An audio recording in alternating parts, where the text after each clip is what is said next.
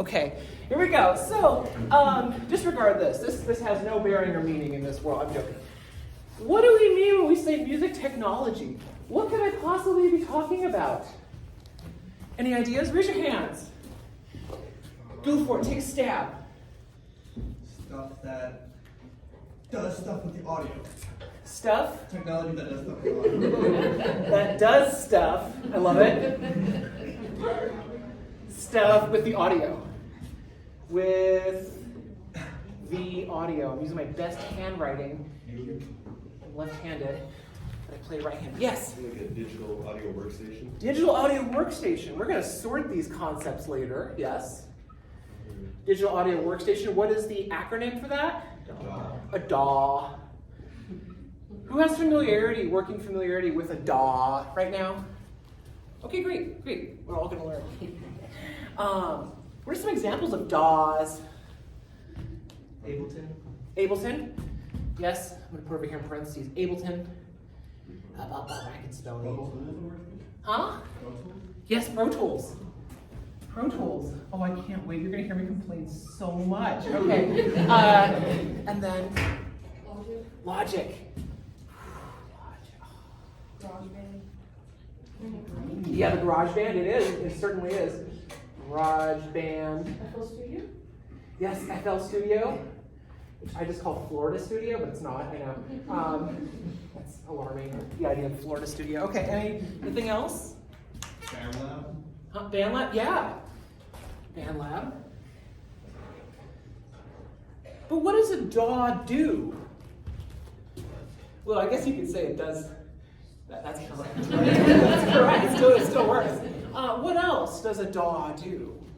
Yes? It can help mix and balance audio. It helps mix and balance audio. Mix and balance audio. That's absolutely true. What are some other things a DAW can do? Keep it going. Yes? You can record. You can record. You can record things. Okay. What else does a DAW do? Can have reverberation. Yeah, you can add things. We're going to start right off with the idea of plugins. Plugins. And so we said reverb. Reverb. Okay, good. Yeah? It processes effects. I'll put down here effects. Effects. That's true. What else? I think we're missing another one, which we're going to talk about more in this class. Starts with an M. MIDI. MIDI. It can process MIDI. It can process MIDI, and it can take MIDI information and convert it into audio. That's an important step, by the way, which we'll talk about again later. Okay, what else does a DAW do? We're missing, there's a lot of things we can put up here, but there's one crucial step that we still need. It can save files, and then, yeah, that's true. We're going to save it to memory. Okay, yes, it saves it. That is important, right? Because it has to take the analog signal, convert it to digital to be in a format that can be saved on the hard drive or on the cloud. What's the E word I'm looking for? Export. Yes, export or bounce, which sounds so much more fun. Export / bouncing. Yep, that's an option. What that does is that takes the stuff that's digitized and it converts it back into a format that can be played on speakers, right? That makes it a one big sound file that can be played. Okay, that's a DAW. Cool, let's keep going. What are some other music technologies? MuseScore. What is MuseScore? Okay, I'm gonna put up here. Can we see that okay? Can the people in the content machine see? Okay, yes they can. So, MuseScore. I'm gonna put for classical stuff. For classical stuff. Okay. Okay. But what does that mean, though? What do you mean? What do you mean by that? You can make like classical music. What? Huh? Like, Keep going. it has different tools, like it has different instruments that are usually like classical to compose, what she said. Okay, yes, okay, I'm gonna put that, that's right. But there's something that's glaringly obvious that we have to talk about today. We're using it to compose, but most importantly, couldn't you compose in a DAW? Yeah, you could compose in a DAW. The DAW has different, I'm gonna use this word now, but I'll explain it what I mean later. The DAW has different affordances. Not a ton of people start with a type of, I have to adjust my language here. The way that we're thinking about composition, we're thinking about like Beethoven, we're thinking about Mozart, we're thinking about Bach, they're sitting there and they're writing. We tend to associate that more with MUSI score. You can do that in most modern DAWs in some format, but this is a different kind of animal. So compose, what is the glaring thing that we're missing here? Notation. Okay. So notation is the big one that I want to start with today. We're going to go just a little bit more on this technology thing, but I'm putting a big thing around it because this is the thing that really is going to start our class off. And I want to make sure that we're thinking about notation itself as a type of technology. What? What are you talking about? Okay. I did it worse. Anyway, here it is. So, notation. Now we'll come back to that. What are some other technologies in music? I'll list some if we run out of space here. Does voice memos now? Does voice memos now? Voice memos? It's a type of recording. I'll put it. Why not? Yeah, whatever. I'm going to call this like an informal. Voice memos. This is like an informal capture, right? Voice memos. This is like an informal recording. Sure, yeah. Informal recording. Cool. Okay. What else? I'm going to put some. VSTs. What's VST? Huh? I know we use them, right? Close. Virtual studio technology. Virtual studio technology.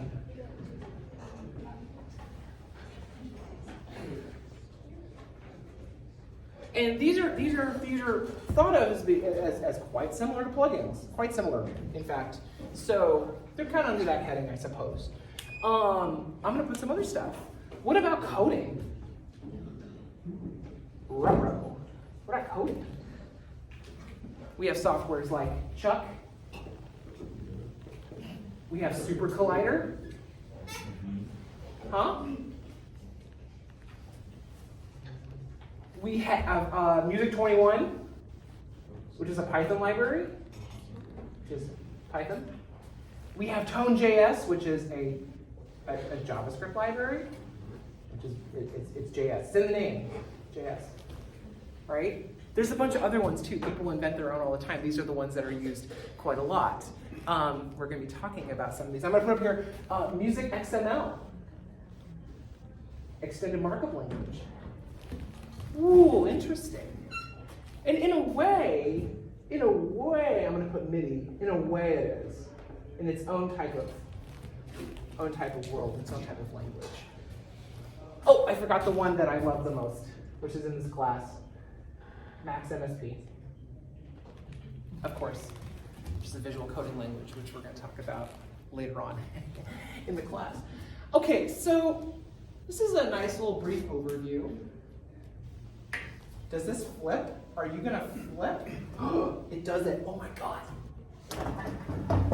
Wow. So, notation is a technology. What the heck? How can notation itself be a technology? Well, let's revisit our idea about what a technology is.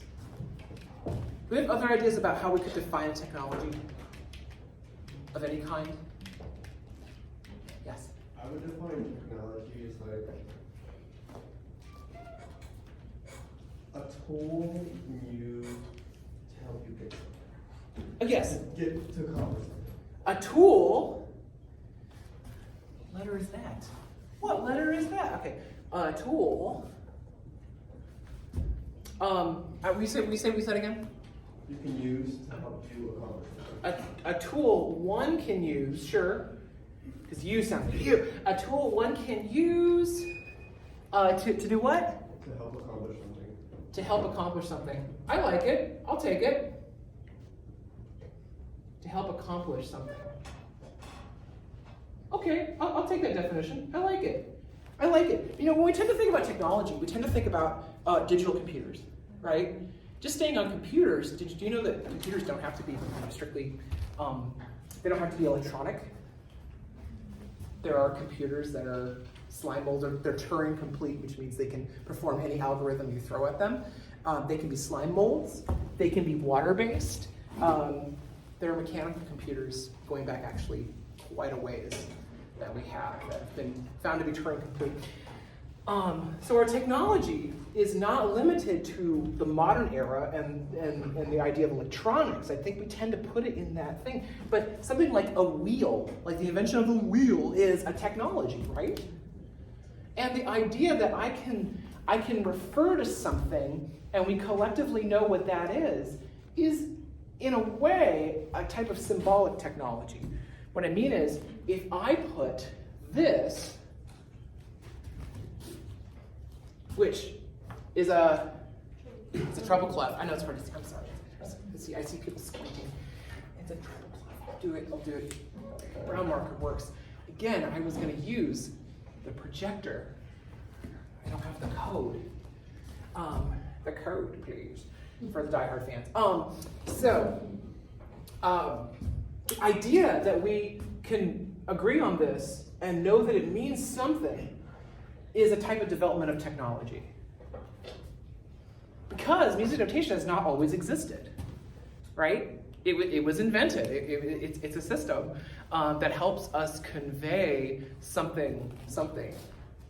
What does notation help us convey?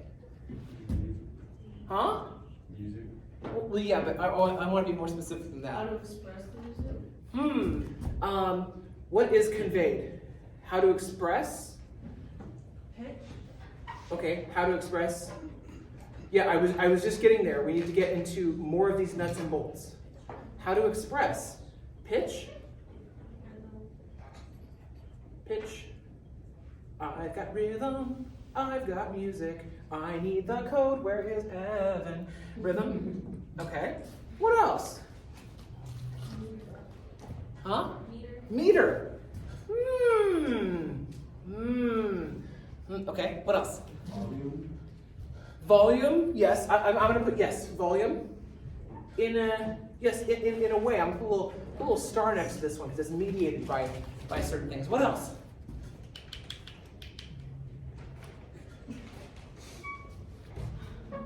Sometimes there are lyrics. Sometimes there are articulations. What are articulations? Huh? It's like special, like different, like you can do a breath, an accent, or something like that. Yes, like a breath or an accent. Or if I were to talk like this, it would be staccato, right? That would be that idea. So articulations is like kind of how you play the music. I mean, not the music. How you play the notes in simplest terms. How you play the notes themselves. Okay, now wait a minute. You might be like, Dr. Welty, where are we going? I'm telling you that in order to have pitch, and in order to have rhythm, and in order to have meter, you have to have some other apparatus to describe what these things are. Okay, so let's go with the rhythm and meter first. Rhythm and meter first. What do you need? Time signature. Time signature? Well, yes, you're correct. This is in meter land, right? But go even further. Okay, I'm gonna put beat as a sense of impulse. Impulse. You have to have impulse of some kind. If we're in computer land, it's the difference between a 1 versus a 0. Right? Okay, what else do you need? We're going deep. 6, 2, oh. Really? That's all it is? Thank you. Yay. Hooray! Class can begin. Yeah. Yes. Okay, 6251. Music theory joke. Okay, here we go. So, lost my train of thought because it was just so ridiculous. I could have just guessed that. Anyway, so it's gonna take off shortly. What else do you need? What else do you need? Structure? Okay, keep going with this idea. Structure. Structure of what? We already have that. Time? Time? Yes. Time? What is meant by time? Oh, Dr. Welch, you're getting in the weeds. It's okay though. It's okay though. Measuring it? Okay, measuring. How do you measure the time? Measuring time, huh? Now, right here, there's a lot of correct answers. There's an absurd amount of correct answers here. What are some ways we can measure time? Beats per minute. Yeah, okay, yes, certainly, beats per minute. That's under a kind of a division of time. Yeah, I'm still going to put it because it's still yes, it's a time signature. I know we said that earlier too. Thank you. I'm not ignoring that, but I'm willing to put that. Okay. What else? There's also a sneak preview for some of these concepts we're going to talk about in this class. I'm going to put here Italian terms. Italian terms. Andante. Oh, yeah. Allegretto. Right? Adagio. Italian terms? Okay, what about in MIDI land? How about ticks? How about ticks? How about the decay of isotopes? What? What are you talking about, Doctor? What about the decay of isotopes?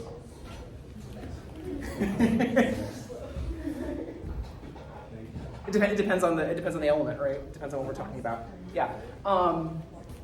Okay. What about the speed of light? Speed of light. It's pretty cool, right? Oh, we're talking general. Yeah, write that down a little We're bit. talking in general. Yes, we're talking in general terms. We're not just talking about music because we need these ideas in order to do the music thing. Because the music thing is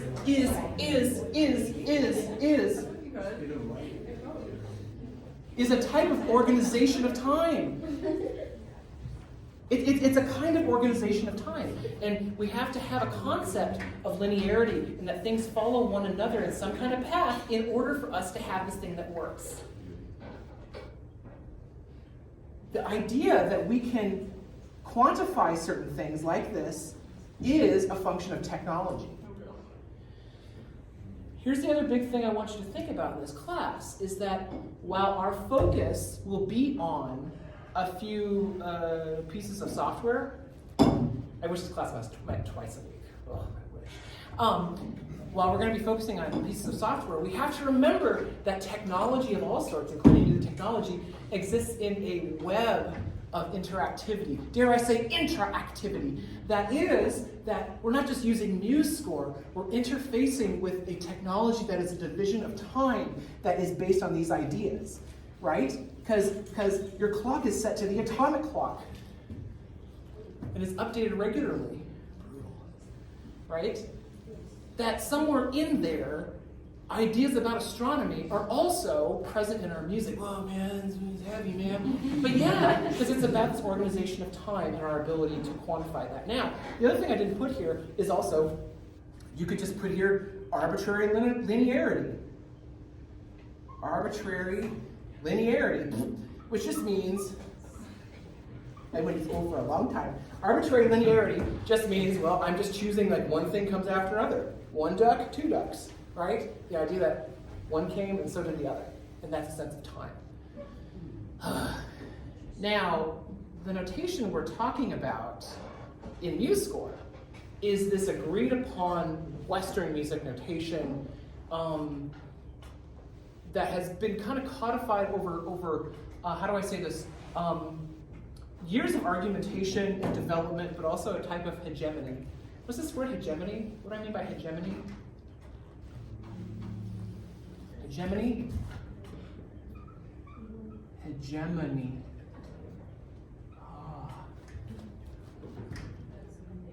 Hegemony is a kind of domination. It's this idea that it is a complete sort of domination. So you think about like Western hegemony in the world in terms of capitalism, and think about like McDonald's. McDonald's is everywhere, right? There is a type of imposition of these ideas around the world. This is a type of hegemony. Now, I don't want to get too geopolitical, but you know, when certain countries meddle in other countries' affairs, and it's this, right? So the idea is that music technology and music notation is also kind of benefiting from a type of ubiquity that is hegemonic. But I say that because it's not the only way to think about these things. So I do not whatsoever want to give you the idea that this is the only way to convey music. I have a slideshow for us to look at in a second where we're going to look at some other weird notations. Whee! Okay, so I'm going to get weird really fast. I'm going to get weird, man. What about pitch? Well, I'm going to go a little quicker because I don't want to run out of time. Pitch. We have a concept of high and low, right?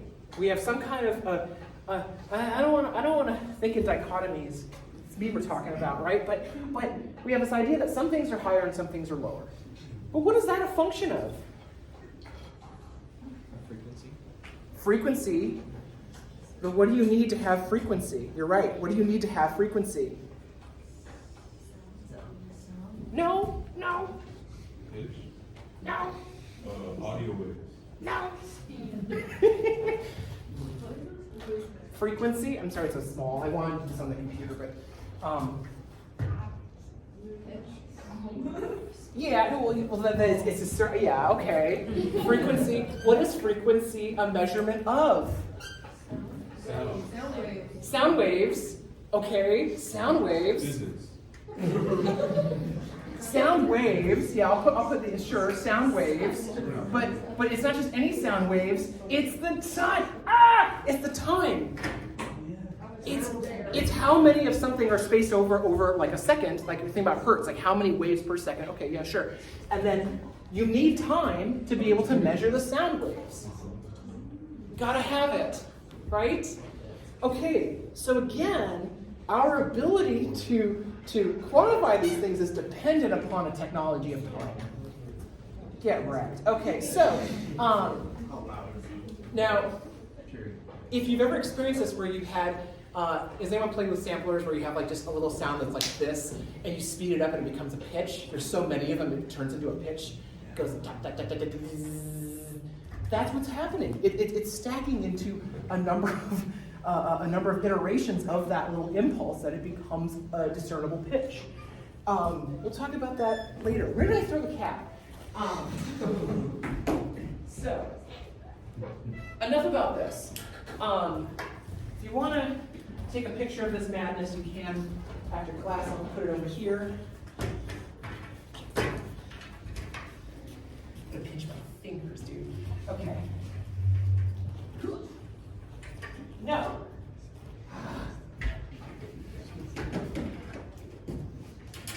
Okay, whatever. Let's hook this up. Now, that was fun, wasn't it?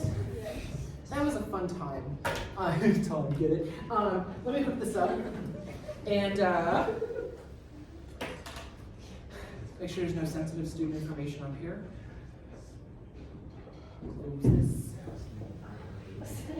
I know what we're going to talk about. Now let's get down to the nitty-gritty of this class. I'm not on the internet. No, I am on the internet.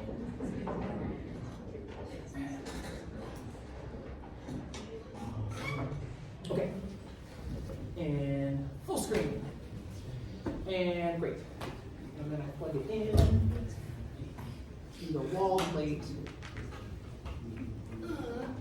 Yeah. Dude, it works. Okay. Okay, so I'm gonna turn off the. We can leave the daylight in. Ooh, is that better? You can see it. And now this is also the part where I have to turn on the old screen capture. Thank you for that.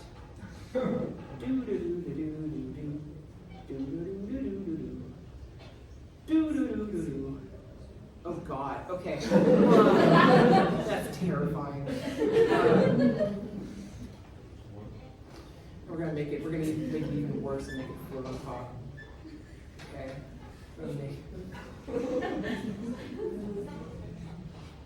Oh no. Oh no. That's not what I wanted at all. Okay, you're supposed to float on top. Do what I say. Go test with my face behind me. Okay, so wow, we're looking into infinity, especially on the iPhone camera. This is the website I made for this class. I made a website. I don't love Canvas. I don't. I really don't, though. I don't love Canvas. So I made us a site. You should write this down. The URL is MUSI. You can go to the website right now. Yeah, MUSI 1201. Here. Is it big enough? MUSI 1201.glitch.me. .glitch.me. If you don't know about Glitch, and you're a computer enthusiast like me, gotta check it out, dude. It's pretty cool. Anyway, this is our website. So check it out. When I have an announcement, I will post it to Canvas. If you've gone to this course's Canvas, you'll notice it's pretty austere. I've taken down most of the stuff that we don't need. I'll post announcements there and on this website. Look, I have one from the 11th. I got excited about the course and I put an announcement that said, welcome to MUSI 1201. You are encouraged to read the course description and download MuseScore. Before we do that, because we are going to go through the course description real quick. This is syllabus day after all. I want to add this. So the stuff we were talking about with notes and things, look, it even has animation. I put some time into this, you guys. So the things we were talking about a second ago with notation and the fundamentals of notation, if you, and you don't have to identify yourself, but if you're unfamiliar with notation, if the stuff we were talking about was like, what? What's a quarter note? That's okay. You're welcome in this class. I have made videos. I made videos for you, and they're right here.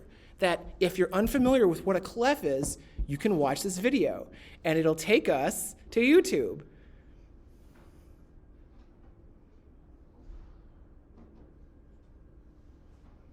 Hello there, this is Dr. Welty. This is the first video in a series that explains some. And I don't have the audio. The audio is going through my laptop, but this is a video that I made in my freezing apartment at like 2 a.m. I'm a night owl. I stay up really late. So this is like 8 a.m. to me right now. This is great. You can watch these videos, and they're going to tell you everything you need to know about the notation you're going to be engaging with. If you're unfamiliar with this stuff, it's going to be a little extra time for you watching these videos, but that's why I've made them, is so that when we're dealing with a software that asks us to put notes in, we're not like, what is a note? Is mayonnaise an instrument? Like, we're not gonna That's an acceptable question, but that's always an acceptable question, but you have resources and videos. I thought I changed the fav icon. Why is it still the fishes? Whatever. If you click on this, you'll get to the course description. And you can download the course description by clicking on where it says course. You can download it as a PDF if you'd like to read it that way. It's also just here in plain text. After our class, I need to actually adjust something because there's actually one little, there's a little mistake here where actually I'm changing the assignment on February 4th that's due. I'll explain that as we get there. Don't worry. It's not actually going to be limited to being a lead sheet, but we'll talk about that later. So I'm going to change that. You'll find a rough schedule, which is open to change and interpretation as we go, just because I tailor the pace of the class to the class. So maybe we get a little ahead, maybe we get a little behind. That's okay. There is no real concept of ahead or behind in this realm. But you'll see kind of a sneak preview of the things that we're going to talk about right here. Down below, I also have accommodation information, academic honesty, all this stuff, and my grading policies.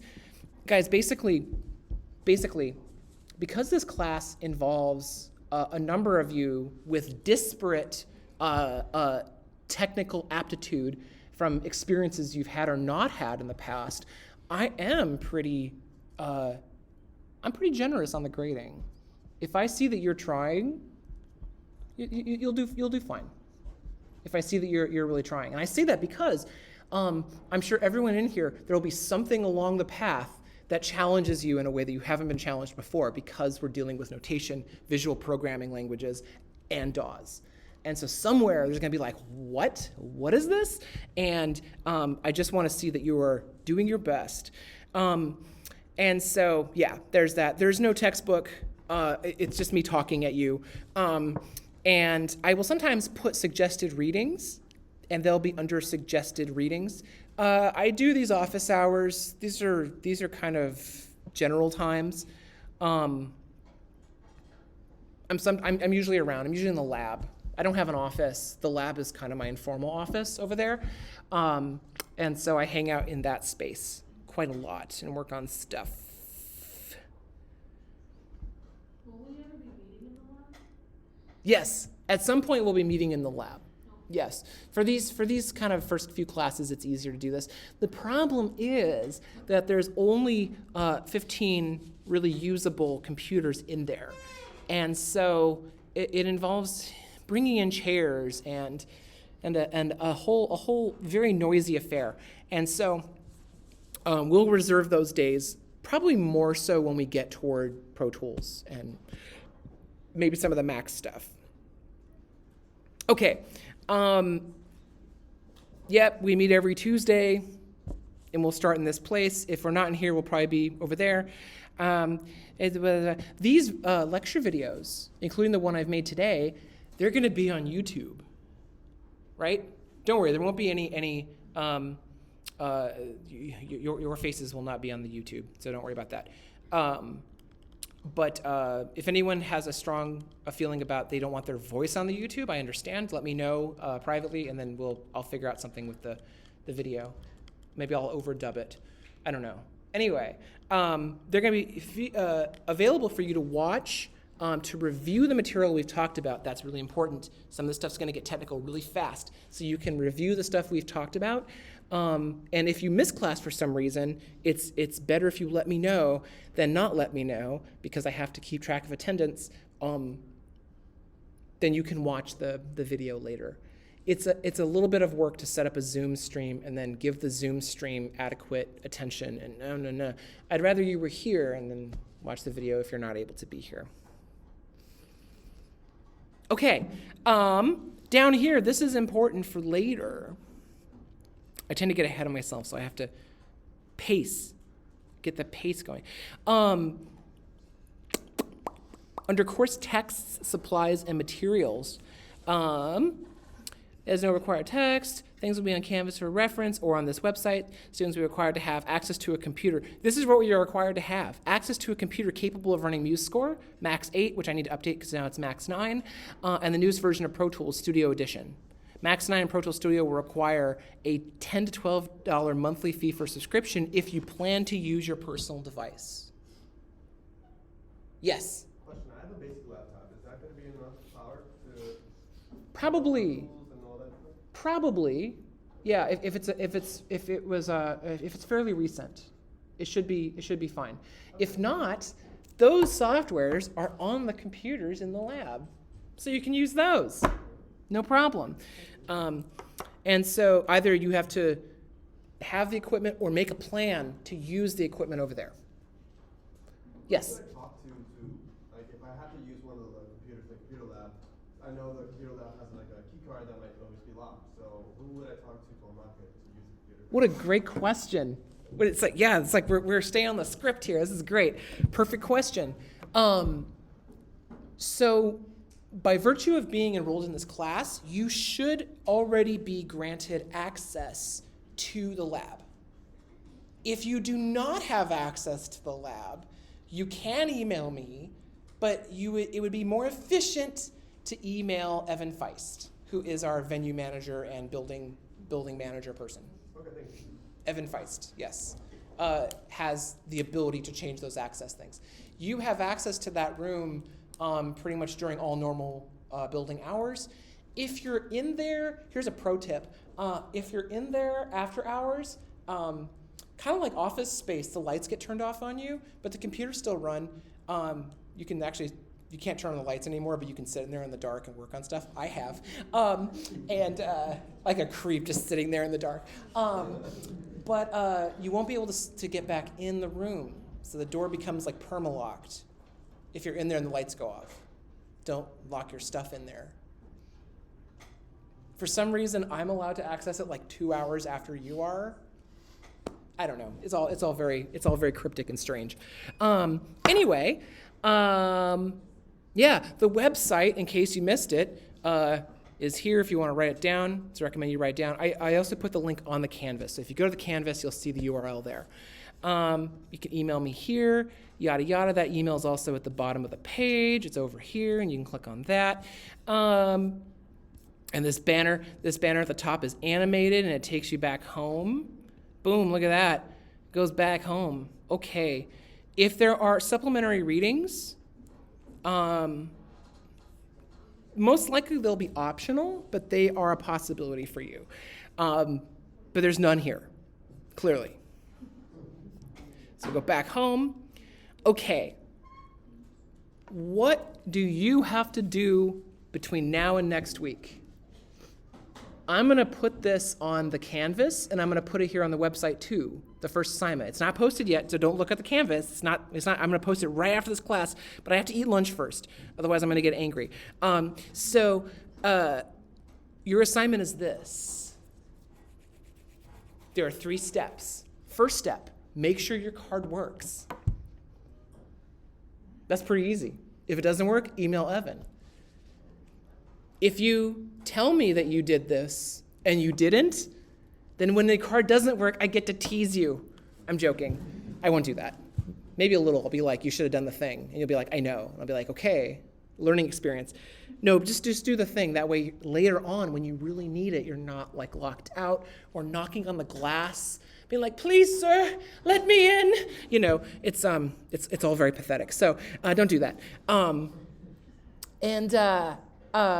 The second thing you need to do is download MuseScore if you are going to use your personal device. Now, MuseScore is pretty lightweight. You can run it on a lot of machines. It's not mobile optimized.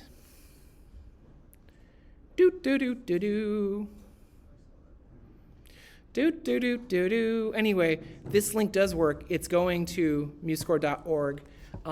Download. Who already knows what MuseScore is? Yeah, but like, what is it though?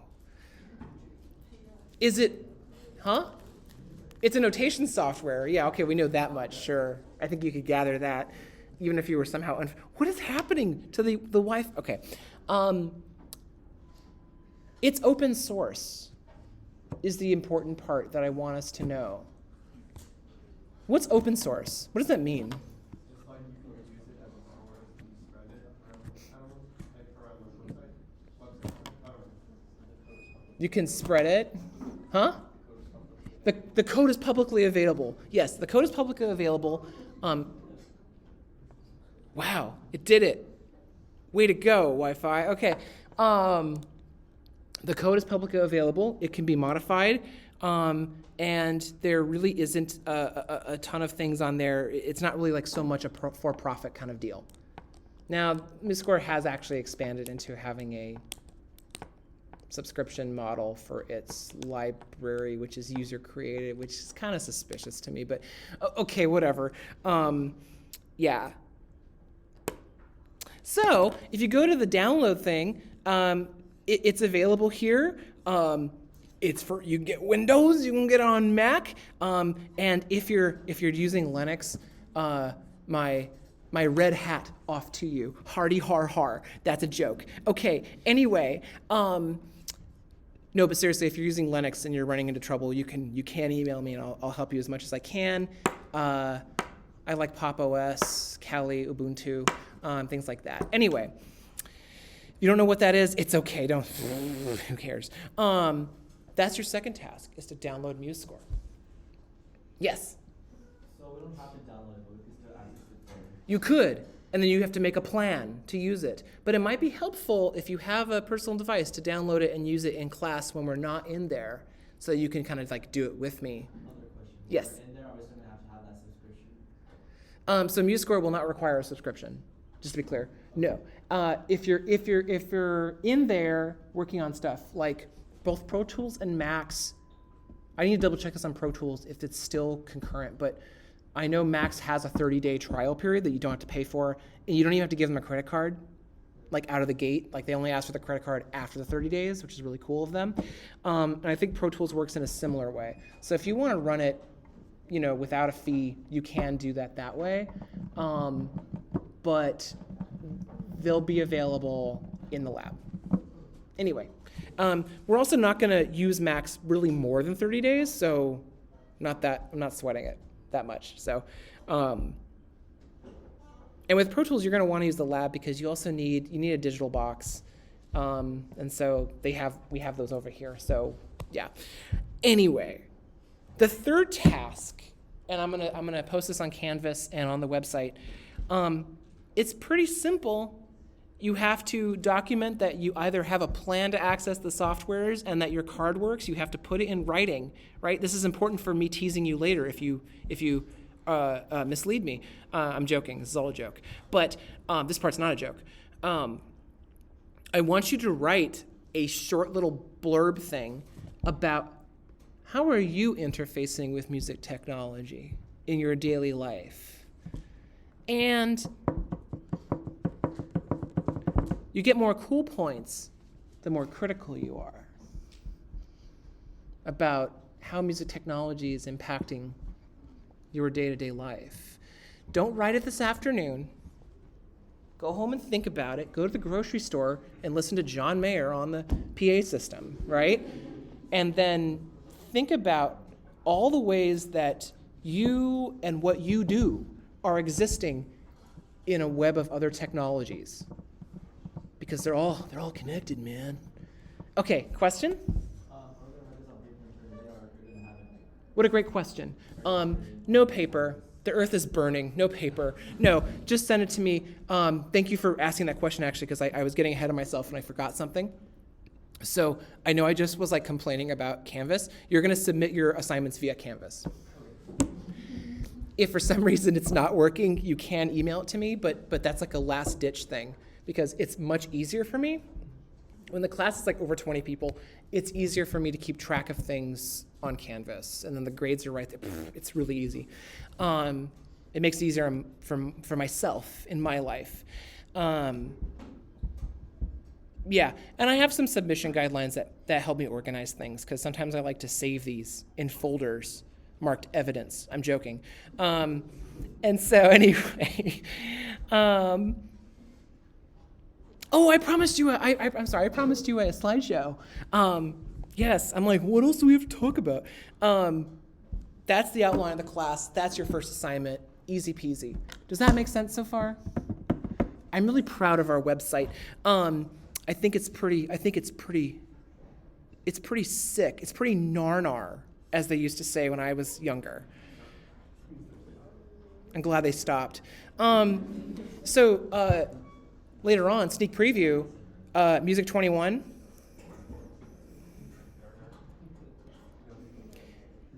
And look at that, it was loaded up like that. That's a website.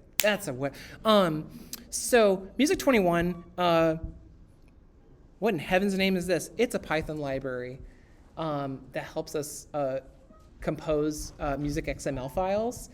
But the reason that we're gonna need it is because we're gonna be playing with some AI generated stuff. And ChatGPT cannot, at this time, as I'm talking about it, it really fails at sending us a music XML file because something on the server side is getting messed up with importing the library. So it can write the code, but it's not able to like send you the file, which is hilarious. But you can copy the code, drop it into the terminal in Python, and produce a MuseScore file with it. Yeah, yes, I have some right here. You want to see? It's, dude, it's okay. So I think I asked it. Here's one. It's a hot mess. I have string quartet 16 bars. And this is what it made.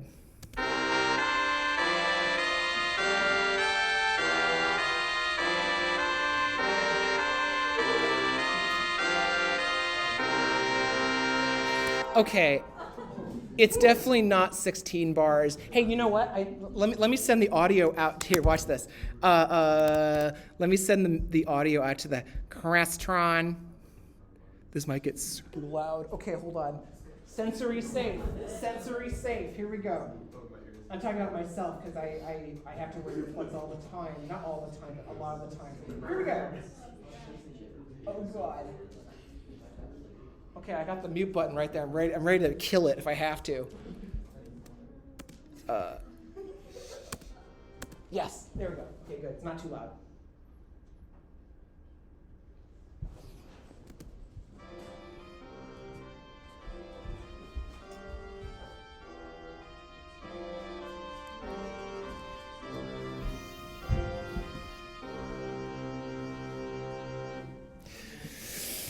Okay.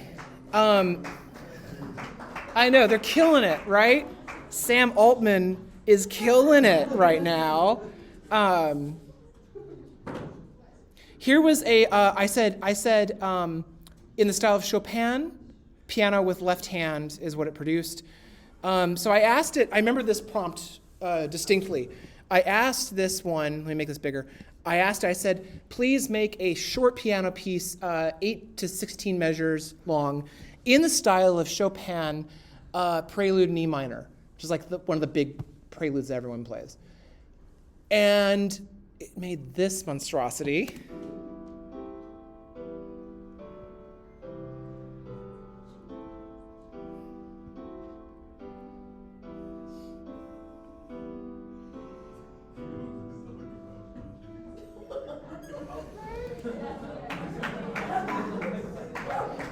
So, if anyone knows Chopin Prelude in E minor, anybody? It's in the same key. It did manage to do that. It did that. Let me see here. Let's go onto the YouTubes. We'll go on Firefox. Why not? We're going to be in Firefox mode. You can do it, Firefox. You can do it. Oh, you're killing me right now. No. The AI song to learn how to play the Jeopardy music. Yeah, I know. I could. I think Merv Griffin would come out from the grave and and destroy us all. No, let me go on the real memory hog here, the Google Chrome. I feel like I'm just dunking on everybody in this video. I'm sorry. Sam Altman's gonna attack me. Let's go to youtube.com. I'm sorry, guys. The Wi-Fi is really messing with me today. Huh?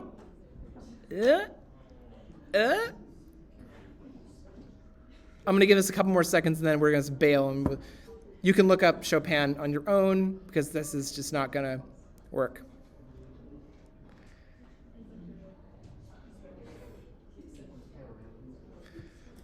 Okay, we're gonna let it sit there and do its thing. So that was just a sneak preview because we are going to. I'm not opposed to the use of machine learning and things in here. I want to warn you that when you have to make things in MuseScore, most of the big AI models now don't produce very good work. So even if you used it to help you write a melody or something, you still have to. You still have to put a lot of olive oil and spinach and condiments of your choosing on the frozen pizza to make it edible, right? You still got to put a lot on there, is what I'm trying to say. So, okay, this is like never going to load. I don't know what's going on with the Wi-Fi today. Maybe it doesn't like my VPN, whatever. Let's talk about notation because we have a few minutes left and I promised you a fun slideshow about notation. So let me mute this while I... Video mute. Well, I find this real quick.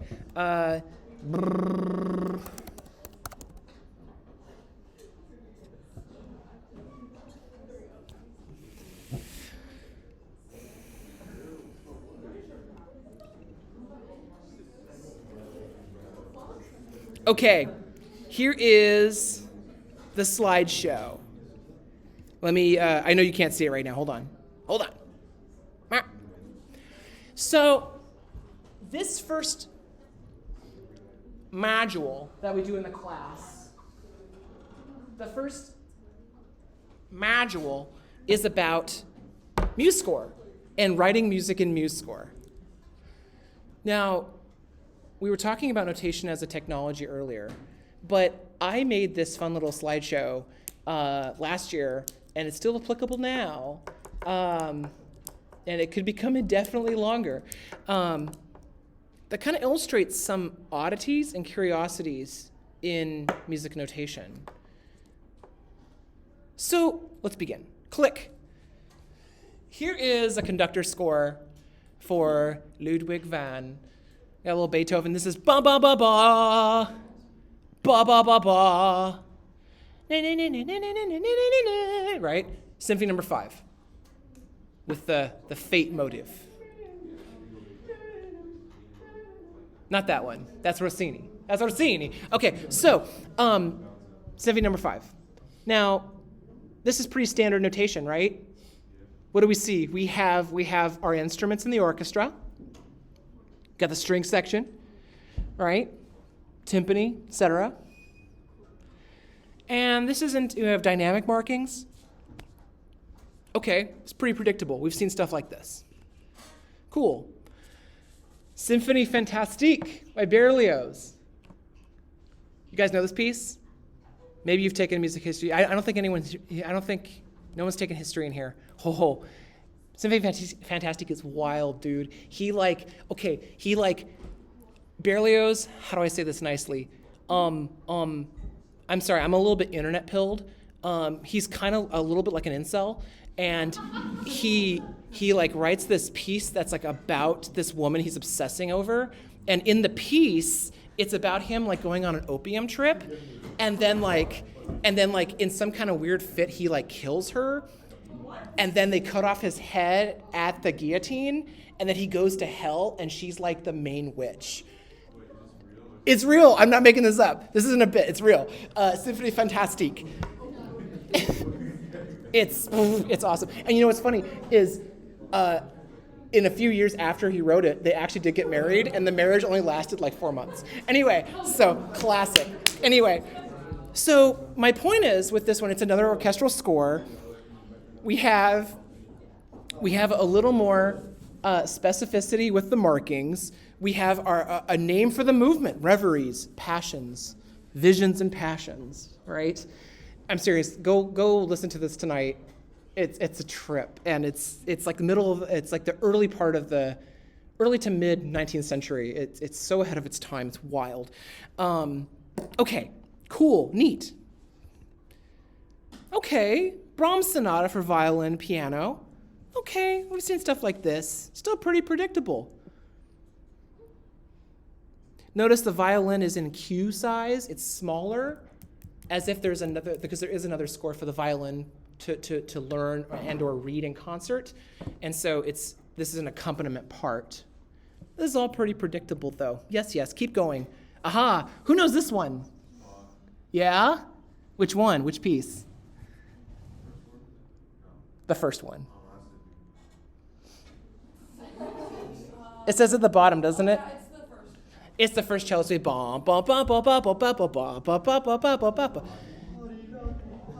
Yes. Just like that. Yeah, just like that guy. That guy. Okay. So, fun fact, this is not in Bach's hand. This is not in Bach's handwriting. This is in his wife's handwriting, Anna Magdalena, because she worked as a copyist for some of his pieces. Right? She was a musician too. Yeah, she did cool stuff.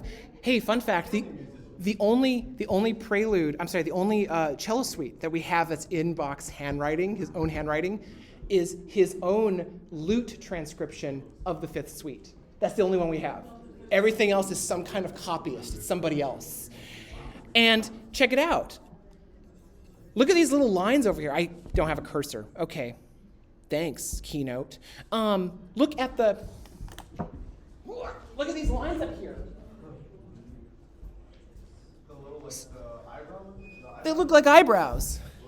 They're slurs. Thank you. They are slurs, but it has been much to the consternation and debate amongst scholars which notes are being slurred together.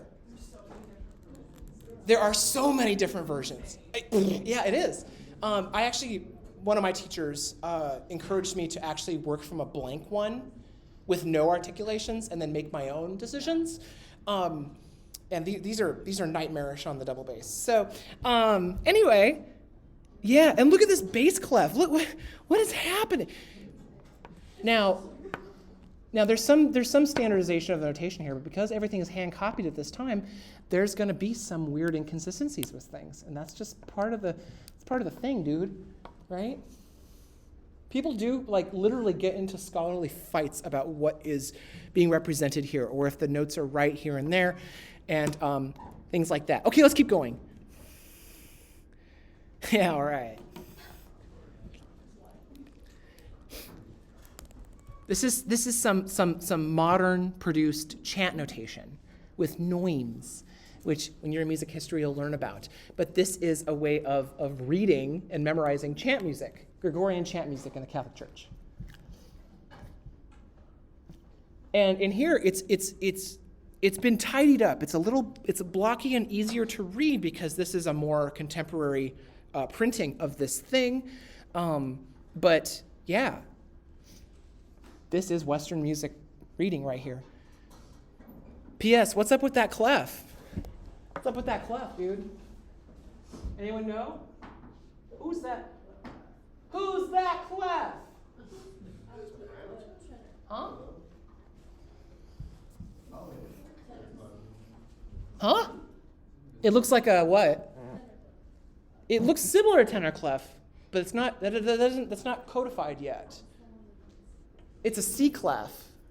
It's indicating where C is. Brutal.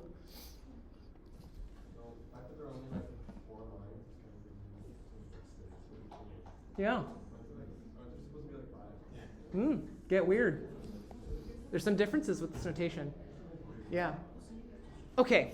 Actually, what was really funny is if anyone plays Call of Duty, it was like not Black Ops 6, but it was like the last one, where like there was a multiplayer map, which was like a hotel. Anyway, it was called like the Bainbridge or something like that. It had a B in the name. And the symbol the developers used in the map was a C clef because it looks like a B. Because it sometimes, to some people, looks like this. But they're silly geese because that's a C clef. It has nothing to do with B. Activision doesn't hire musicians. Okay, here we go. But some of the music in the games is pretty good. Yeah, it is. It is. I'll give you that. Yes. Okay. Here we have some more of this. Whoa. What incarnation, right? These are heightened noims, where you can see like their relative pitch level is suggested by their height above the text a certain way. Now listen. How, like, if some of y'all, and including myself, are classically inclined in certain ways, we can sit down and read a sheet of music. This is kind of based on already having a prior knowledge of a type of practice about this music. It's not intended for someone just to like sit down and sing it and just like, here we go, right? This music was made in community, in like monastic communities, where Catholic brothers or sisters lived together and sang frequently throughout the day, Office of the Hours. Keep moving. Let's keep moving. There's too much to talk about. Yeah, get wrecked.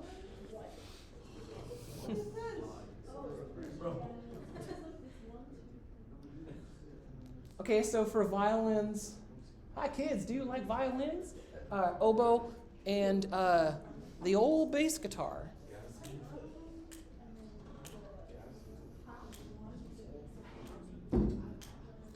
How do you interpret this? Huh? Go talk to Vincent Van Gogh.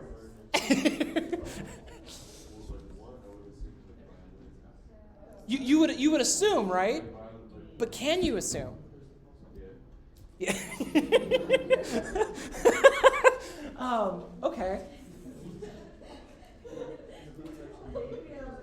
Is there, wait a minute, is there a wrong way to play this? It's like, hey bro, you didn't play this one.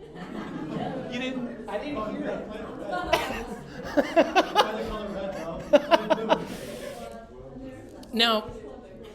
Now listen, hold on.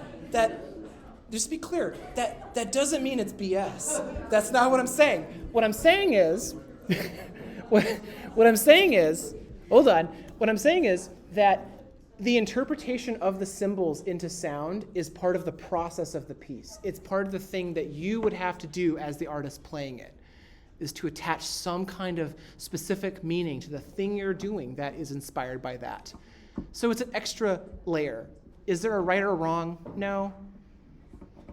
We're outside a realm of objectivity that we had with Beethoven. You either play da da da da or you don't. But this is something different. Keep going. There's so much more. What? This cannot be good. How do people read this?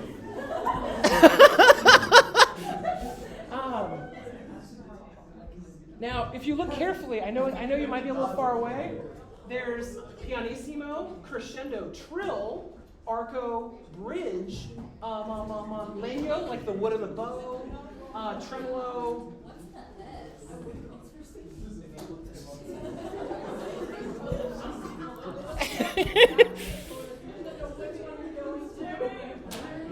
is like music on acid. I'm sorry. Keep going.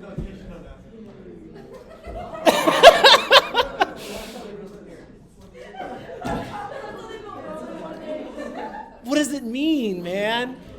What does it mean? That's part of the journey about it. Now remember, Symphonie Fantastique. Yeah. No, there's things that are recognizable, right? That look like other stuff we've seen. What does it mean? I don't know. Keep going.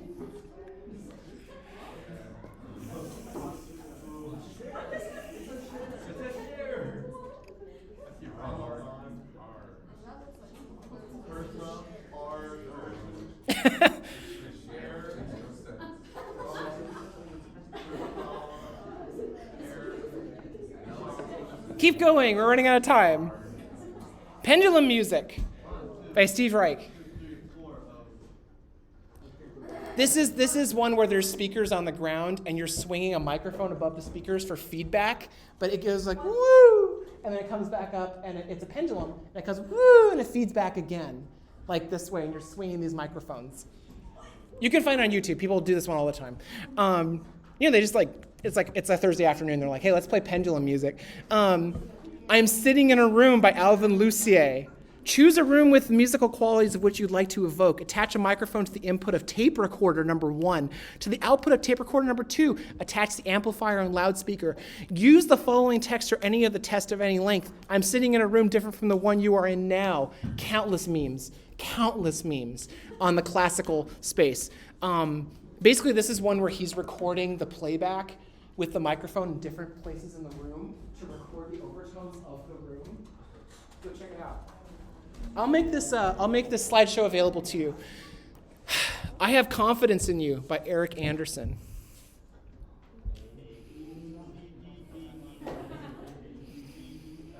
Now notice that this is from MoMA.org. This is in the Museum of Modern Art. Some of this is bumping up against literally like fine art. Weird, man. Keep going. Do you even Fortran, bro? This is the Nakis writing in a very early coding language called Fortran.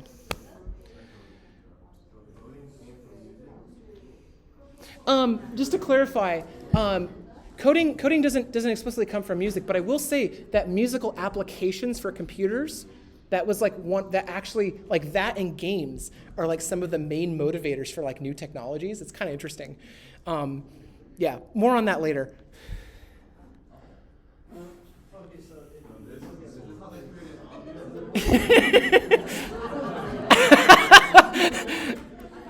Conductor cues Neptune.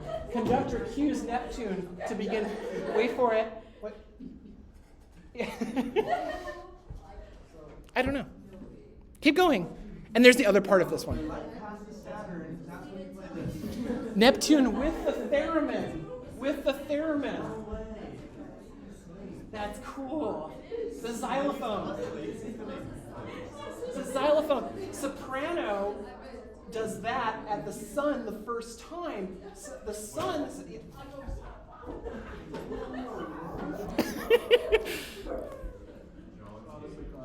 A classic where this is the one where the player famously sits down and waits for 4 minutes and 33 seconds at the piano. There actually is a score for this. So here's my last question for our parting of the ways. When we're dealing with these scores, we're dealing with specificity versus generality. And I want you to imagine, this isn't an assignment, this is just brain candy. What is the most generalized score that's possible? That just says like, hey musician, do the thing. And then, what's the most specific score that's possible? Hey musician, do this very specific thing or I'll kill you. I'm joking. And behold, the lead sheet strikes a balance. Miss the Saturday dance, ba-da-da-da. Heard they crowded the floor, ba-da-da-da. Couldn't bear it without you. Don't get around much anymore. Thought I'd visit that club, ba-ba-ba-da. I know the words.